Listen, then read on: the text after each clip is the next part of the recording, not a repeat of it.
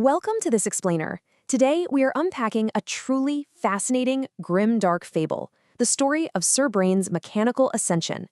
And we're going to examine this terrifying tale through the lens of a Fichtean dialectic, moving from a thesis to an antithesis and finally landing on a really compelling synthesis. Basically, this is the story of a man who violently sheds his own humanity to become a god of iron, and how the organic world watches his transformation in absolute horror. It's a wild ride, so let's get into it. Here is our dialectical roadmap for today. We'll start with the thesis of the mechanical god, decode the logic of his four parables, witness the antithesis in the forest's sonic decay, explore Alara's vital perspective, and finally, reach the synthesis of stopping. All right, starting right off with Chapter 1, the thesis of the mechanical god and his sovereign will. So Sir Brain's radical self-overcoming kicks off with him literally consuming a forbidden serum. And through this incredibly violent act, he sheds his social identity, what the lore refers to as his human heavy pack. He does this to achieve absolute, unquestioned autonomy. This sparks his clockwork exodus to a 16th century Geneva workshop where he establishes the dark fire. He essentially turns himself into a walking furnace with groaning seams, radiating a heat so intense it forces the very air around him to kneel. Now, fueling that furnace is a fascinating paradox that the text calls absolute ice. Think of it as a sovereign resolve that just completely rejects external morality. Sir Brain is trading in human warmth for a rigid, self-willed, mechanical eye. It's the chilling, terrifying perfection of a machine that absolutely refuses to bend to anything but its own deterministic logic. Which brings us to Chapter 2, the logic of the four parables and the construction of his sublime prison. Sir Brain manifests his whole dark philosophy into the four parables of the clock tower.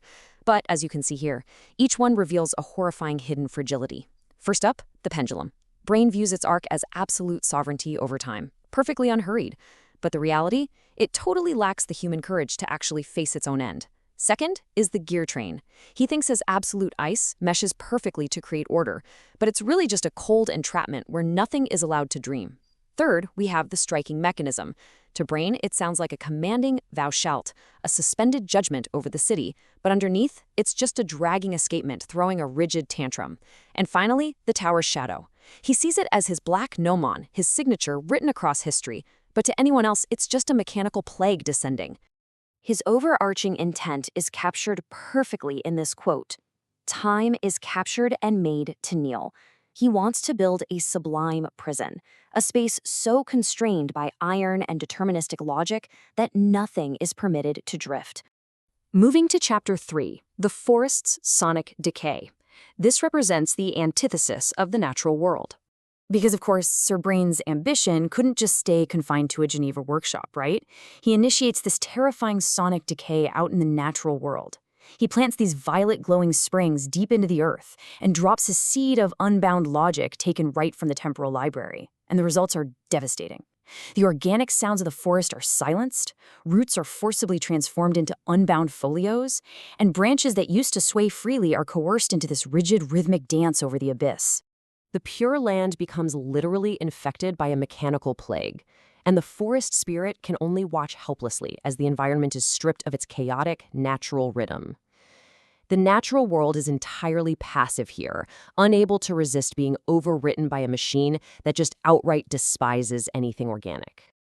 And that contrast leads us right into Chapter 4, Alara and the Lonely Sound, which exposes this whole transformation as a mask of isolation. Here we see the ultimate contrast between self-perception and reality. Sir Brain believes he is this divine entity, a cloud charged with lightning that doesn't even need the sun anymore. But Alara, the honest guest, standing by the loom of time, tracing the articulated feathers of a clockwork snow owl, she feels the violet residue in her palm throb. And looking through her mirror of reason, she diagnoses his godhood not as strength, but as a mask covering profound isolation. Beneath all that iron, she hears only a lonely sound. His sovereign majesty is actually fueled by sheer panic.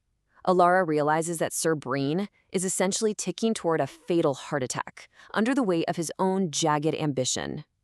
He is nothing more than a dragging escapement, a machine absolutely terrified to be wound by any hand but its own, utterly paralyzed by the fear of stopping.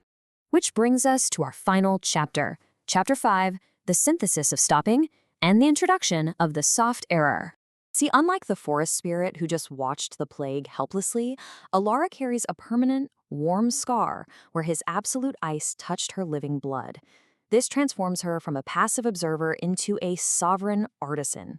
She recognizes the one thing his rigid system cannot account for, the sixth parable. She introduces a deliberate soft error into her own will. She figures out that the ultimate act of sovereignty isn't endless, deterministic motion. It's the conscious choice to one day simply stop ticking. Because at the end of the day, even Sir Brain's iron heart cannot escape this fundamental truth. When the clock strikes 12, even gods may crack. He might believe he is the sovereign master of the pendulum, but his mechanical perfection is destined for that inevitable 12 o'clock crack. No matter how rigid his sublime prison is, the system will eventually fail. So as we wrap up this explainer, I want to leave you with this final thought. Sir Brain sacrificed his humanity for the illusion of eternal control, completely terrified of his own ending. Meanwhile, Alara found true power in embracing her own fragility and the choice to halt the gears.